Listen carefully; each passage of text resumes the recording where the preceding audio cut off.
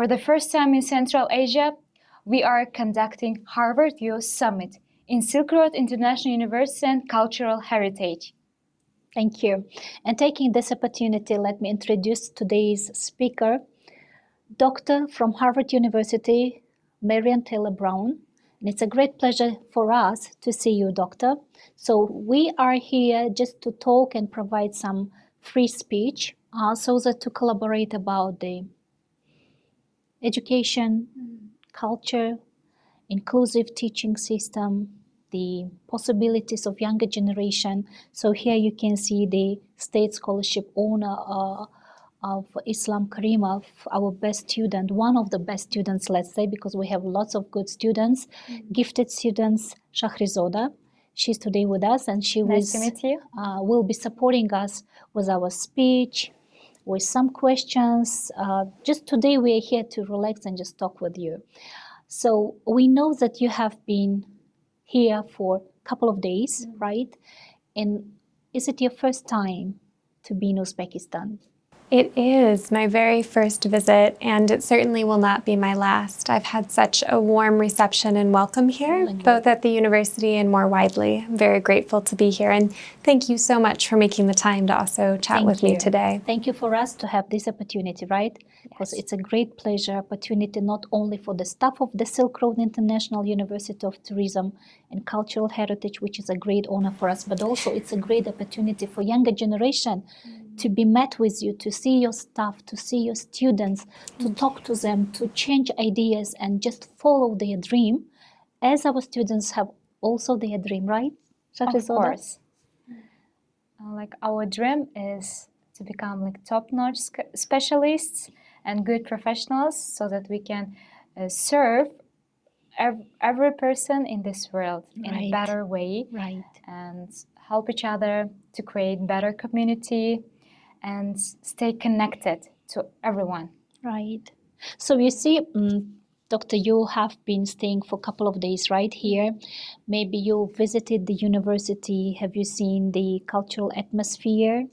How did you feel that? Well, the pulse that I feel on campus everywhere I go is that students are deeply engaged and are so excited about what it is that they're studying, as well as building community with one another and whoever is on campus with them, which is really impressive. And then just the building itself, I know it's a relatively new university, but it is just absolutely stunning. I love walking through the hallways and being just engulfed in the art that is around every single corner, seeing the simulation labs that are available so that students have real-world application and you're able to feel in real time what it feels like to be in these industry spaces is really deeply impressive. And then just even seeing the caliber of the classrooms, the technology that's available, it's top-notch. Top-notch. Yeah, I mean, with you.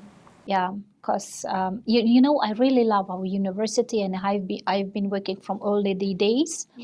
Before I worked also at the university, which is also one of the most prestigious. But this university, I really enjoyed of the system, of the location, of the name itself, which makes our spirit so high. Silk Road, it's a centralized point and part which collaborated from ancient times, which goes back to the 3rd centuries BC, when we were a part of a Fresiap settlement, and Varhuman was our, let's say, the ruler of that place.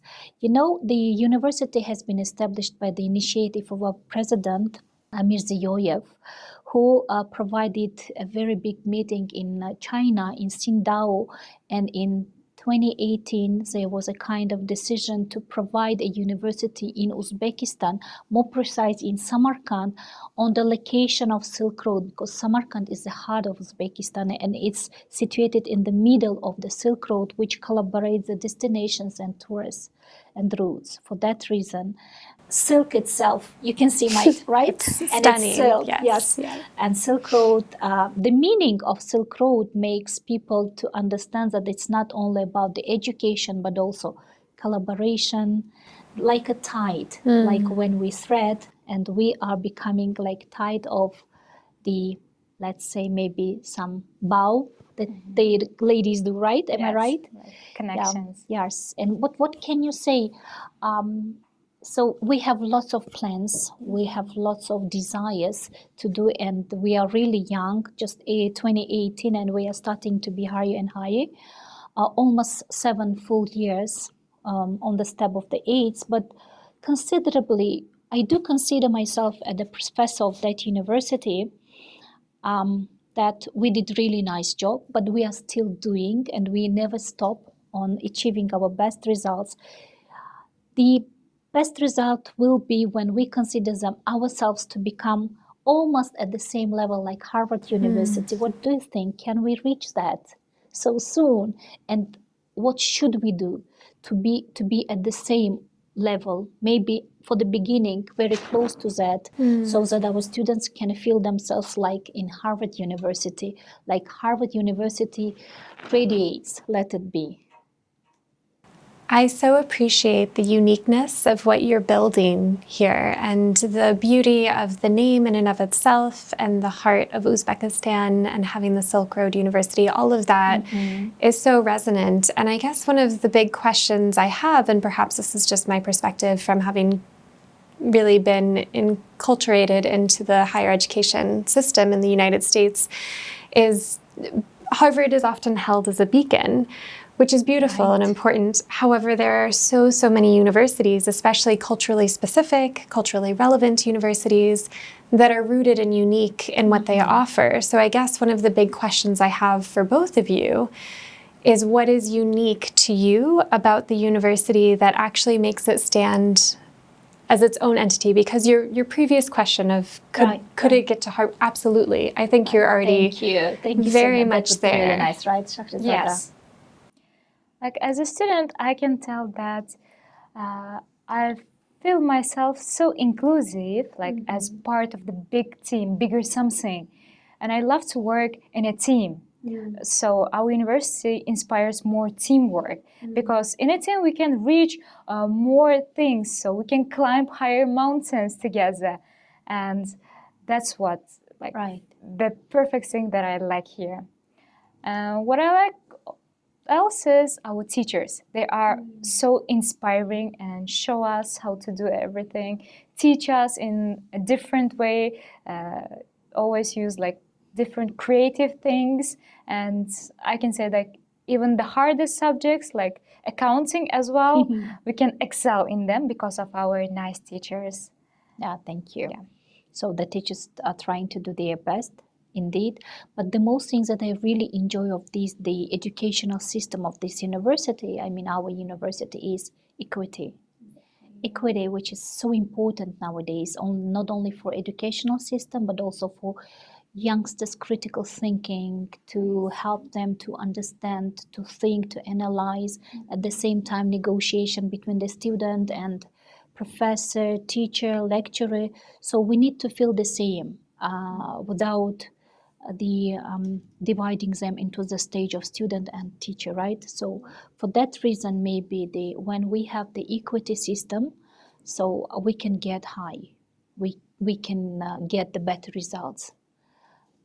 That's just my own idea. Maybe our student might consider other, right? No. I feel the same. I just really like the freedom. I really like the teamwork that's being encouraged, and we have like different system from other universities, and it really feels like we are studying on international level, and we are happy and honored to study in such a university. English speaking area, because whenever students are coming to our universities, they need to come with an IELTS score, with a CFR score. We are creating them atmosphere of language, English, the second language they choose themselves, which is really nice. So we provided them and created the opportunity to choose the second language as a foreign one, so that they can communicate not only English but also Chinese, Korean, Italian. This year we have implemented Malaysian language, like French language, Japanese. So students can choose and learn up to the 4th year, and they can speak on the level of B2 at least, so that they can communicate and translate. So translation is my very important point, right? Because taking into considerations that I'm the head of translation and interpreting studies, and it's really, I consider tourism should be hand by hand with the translation. And if we know the language, we know the world, right? I totally agree with you. And what's your second language, by the way? My second language is Spanish. Wow. Yeah. Yo hablo español un poco. And español es una lengua muy interesante. I only know the phrase "¿Cómo está?" because my second language is German, like Deutsch, and my third language is Turkish. And currently I'm learning Arabic. So many. And now I'm interested in Chinese and Korean because I have got lots of professors. And then when they are working, I'm just sitting and astonished by their speech ability of communication. The more languages we learn, I consider the more ideas we can enhance, right? Yes. What I like most, like especially in languages, we not only learn languages themselves, but also the culture that comes with them, the culture, the atmosphere, and it feels like a totally different world. And we are like by each language we learn one more additional culture and one more different world, and like we feel ourselves as a global citizen. And what kind of language do you use in your communication, like British English or American? To be honest, I was raised by learning like British English, but later on, I think I got into like American speech. Yeah. The same with all the students. I've noticed because they are trying to blend the the type of languages, American, British, Canadian, or Australian. And then whenever they start speaking, I try to navigate them to focus on one language, but learn all other types of languages. But it is quite hard. Right. Thank you. Do you have any question to clarify from Doctor? Yes, I would like I have learned your research, I have learned your work, and everything is so inspiring. And I would like to ask, like, what inspired you to pursue a career that combines arts, education, and social change? Thank you for such a thoughtful question and for also following my work and taking a look at it. That means a lot. Oh my gosh. I mean, the roots of why I do this work go all the way back to my childhood, where I really came into this world with art as my first and most connected language. It actually was incredibly important for me in an educational setting to be able to express what I was learning, and then also to be able to engage in the material, which is the byproduct of growing up with attention deficit hyperactivity disorder, as well as other executive processing components. And art was my it was my glow. It was my way of connecting and making sense of the world. So it was a really natural extension that I would also get really excited about and dedicated to inclusive education practices, given my own pathway.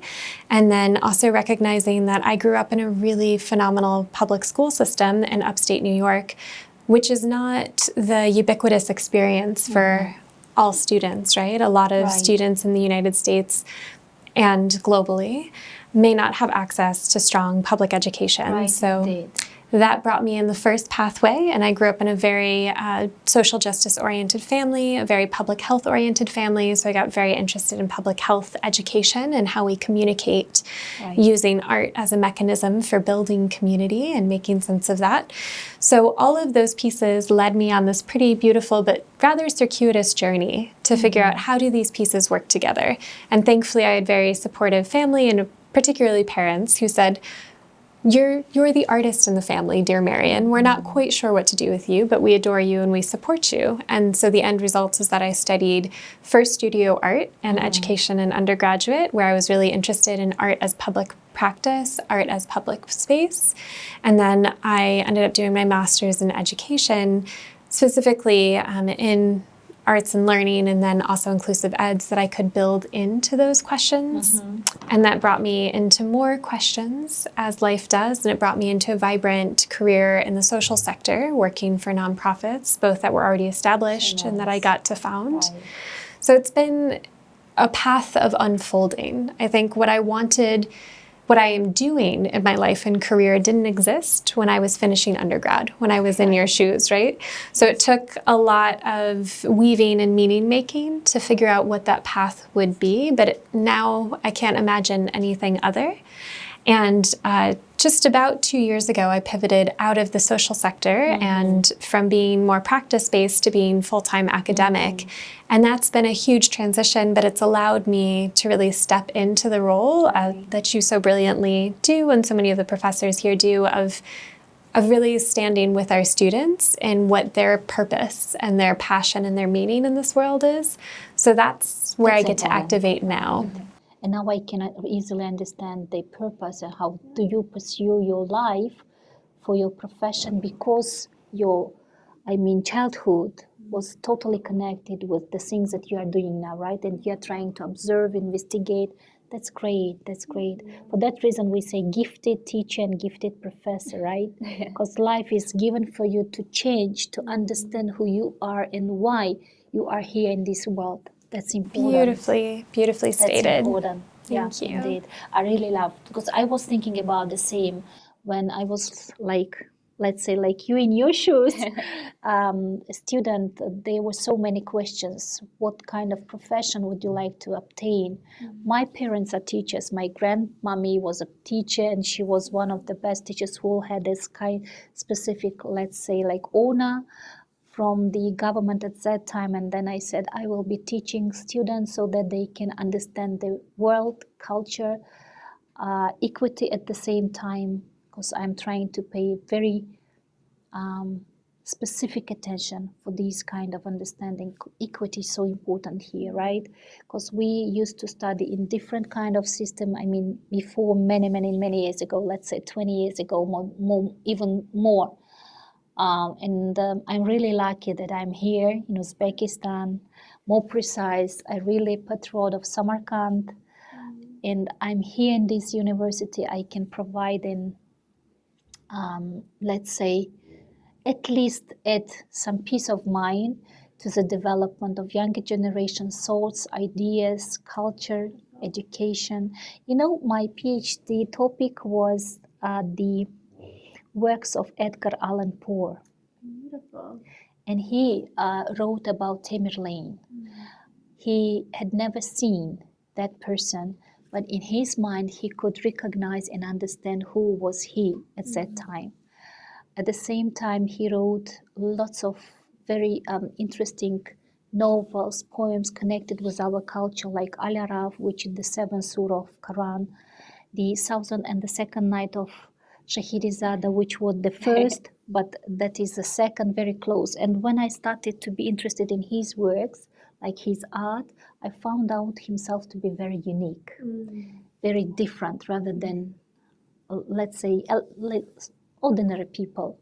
And then I started to dig his works, search, try to understand his life. I spent more than 6 years to understand who is he, and then I did my best. And now I'm really happy that that person of American culture is so connected with our culture and wrote about Tamerlane, who was and is and will be our grandparent, who provided and made a very great contribution to the development of the system, country, and that's really nice. And now we are trying to implement the Edgar Allan Poe to the system of education and trying to implement into the syllabus of literature and translation, so that students can understand his literature, compare with our culture.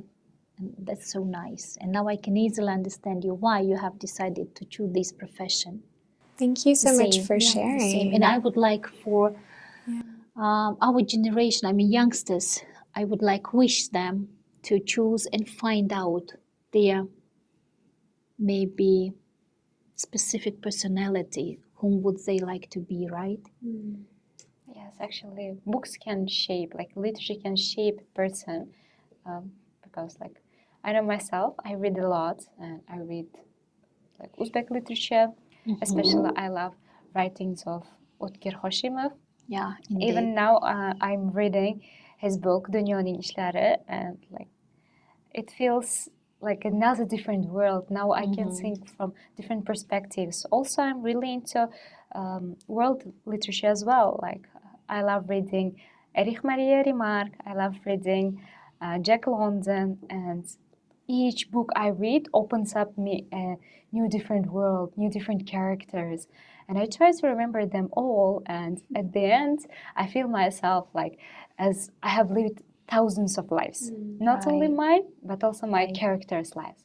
That's what I like about the book. To be honest, I have heard about you from my connected leadership courses. Yes, and I even did like my individual assignment on your topic. The topic was to choose one inspiring leader and do some research and make presentation. So I first saw you in the list and decided to search. Like it felt something like different and unique, and I saw your exhibition Chronic.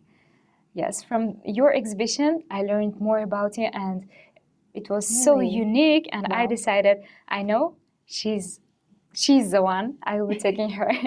And I think because of you and because of my deep research, I got excellent on that course, like on that individual assignment. So you are like a role model for me. Like so, yeah.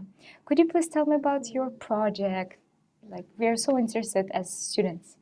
Sure, I would be happy to. And thank you. That is the greatest compliment that Right. any, I think, artist or scholar or academic can possibly ask for is somebody to care enough about your work to pick it up. And that's, Indeed. that's such an honor. So my creative practice continues to evolve. The show that you were looking at, Chronic, was with a group of artists who were looking at disability, queerness, and magic stardust. So what it means to create meaning in the world around us, and then also to create community with one another. And that showed at the Cultural Equity Incubator.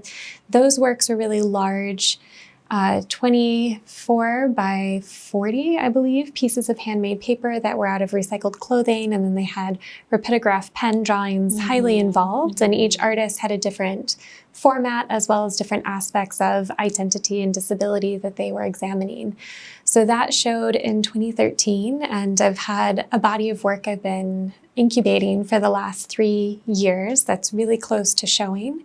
That's actually on artistic meditations and how we connect to greater purpose and spirituality through our art as well. So I wish, and I don't know your feeling on this, but so much of my academic work is in writing, and I love writing and publishing. It's so important. But I don't always make the time I need to for my art as well within that, right? So it's trying to find that balance. And thank you for reminding me of the importance of coming home to our practice, whatever it may be. Right. And when it comes to, I'm really interested in the personality of every person. For that reason, I can ask some questions, right? Of course. Connected with your profession. Sure. You know, we are teachers. Generally, we are teachers. And I consider whenever we teach, we should teach from our bottom of the heart so that students can feel. Because currently, I'm teaching also the master students at Webster University also. And whenever I provide my lessons, I ask my students to learn more about their students. Because we create, for the first time, in order to become a teacher, we should know who is my student, right? And if we know our students well, we can negotiate during the classes, we can organize activities. And whenever we start create our project, the first task is students' portfolio or students' description. So teachers should understand by providing the questions, collaborations, maybe some games. Who is, let's say, Shahrizoda? What is she interested in? What's her hobby? What kind of color does she like? So, because color psychology is totally different topic. For that reason, whenever I say that we are teachers, how do you find teaching is being a psychology as well? Oh, what a brilliant holding, of course, right? I think embedded is psychology, sociology, anthropology, and just, I call it Earth School. this thing that we're all doing in this experience of life. And there's so much bi-directional learning that's perpetually happening. Right. So I actually feel like as an educator, my very first responsibility or title is a learner, always, and in perpetuity. And my students are always where I do the greatest learning, and I'm so grateful for that. And what kind of advice would you provide to Silk Road students, youngsters, to make their life future developed, maybe graceful, maybe specific, notable? What kind of suggestions would you give them? Especially to find like our mission in our future career. Most of the people like choose their career because other people wants them to do, but for for student themselves, it's hard to choose where to go, which path to take, and like what is his mission in life or her mission and vision, like how to achieve them. Just your general suggestions. I had a mentor when I was doing my master's degree, Steve Seidel, Professor Seidel, who is a brilliant and wonderful and kind soul. He was a K-12 theater educator before he ended up teaching at Harvard's Graduate School of Education. And he always encouraged us to hold questions. And I found that to be such an essential practice in figuring out the who, what, when, where, why, right? All of those really important components of who we're in evolution to become must first ground and root with our authenticity. And I find that if you can structure that around a central question, that question can be answered in a multiplicity of capacities, right? You're never limited by the question. You're only limited by your scope of imagination and what the potentials are. So Steve, or Professor Seidel, really helped me in defining what my question was now, many, many moons ago, coming up on 15 years ago. And that question for me is, how do we build and support inclusive and equitable communities, both in and through the arts? And so I've started this practice with my students of like, and I know that's a very big question that I said very quickly, but the holding of how does that evolve, right? Because if we're chasing jobs, if we're chasing titles, if we're chasing degrees, whatever that may be, capitalism will disappoint us inevitably, right? There's always going to be realities in market shift, and in our globalized world order, there's always going to be disruption. I think the question is, how do you come home again? How do we come home to ourselves in a way that is holding? So I do think questions are exceptionally helpful in that phrasing and in that holding. And then also, I focus a lot on supporting students and learning how to take risk. Risk, taking risk. So much of our lives we spend trying to avoid risk, right? Like that's a human nature thing, is to say, okay, this is afraid to do this, like afraid to start something, afraid of some initiatives. It happens, especially in the beginning. Of course. And especially if you're an artist in any capacity, if you're an innovator in any capacity, and or if you have to move through challenges in life, which is inevitable in being human. Never afraid of making a mistake. That's all. I always tell to my students, no matter what kind of mistakes you have provided in articulation, in pronunciation, you have to follow communication. So when it comes to you, follow your action, right? Yes. And before to finish our, let's say, very nice time that we are having now, what, just maybe your last wish, maybe your last idea for the Silk Road International University of Tourism and Cultural Heritage students, youngsters, because our point today is youngsters. Younger generation. Some suggestions, some like advice that no textbook can teach. That no textbook can teach. Yes. So the magic wand that you wave Just take away. One idea that can be. One away. Yeah. I would say above everything else, especially given the generation and the time that we're in, community is going to be your greatest asset. Right. So it's in a world that is increasingly divided, particularly with rise of social media, and where we often don't have to sit and really be with one another. I think that's one of the most courageous and meaningful things you can possibly do. And especially for our young folks, having that same level of interest and care that we're talking about developing in and with our students, having that with yourself, and then also with your peers. Your peers are the folks that you're going to continue building with in such a profound way. So don't take them for granted and hold each other close on the journey. That would be my biggest. Thank you so much. Thank you for a very nice time to spend with you. So I've learned much from you, and I will take care of them with me. So especially about your questions, I will use them while speaking and talking to my students.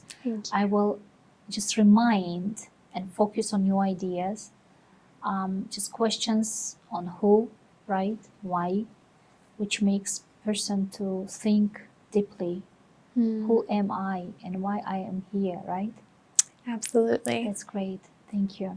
Thank you. I will take that into consideration. Thank you very much. Thank We you. really enjoyed this Thank you for your time. Likewise. Thank you for your time, Shahrizoda, for being with us. And let's enjoy our day. So we have lots of things to see. So we are going to visit some historical monuments, and I will be really happy to deal with the history of Samarkand. Thank you. Let's see. Wow. Okay. I feel so honored. Thank you so much. Thank you. Okay. Thank you so much for being such generous and gracious hosts. I have been so deeply impressed by all of the students and the faculty and the facilities here at the Silk Road University. A truly phenomenal facility that is full of hope and inspiration and possibility.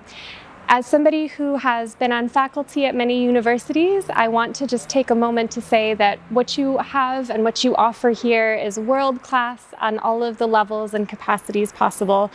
In particular, I found such deep resonance and appreciation for the art that lines the hallways, for the interdisciplinary and transdisciplinary approach you have towards the subject matter, and with your students who are so passionate, so animated, and so incredibly talented. Again, thank you so much for extending the warm welcome to all of us this week for our summit, for the Youth Summit. It has been absolutely brilliant, and we look forward to continued collaboration for many years to come. Thank you so much.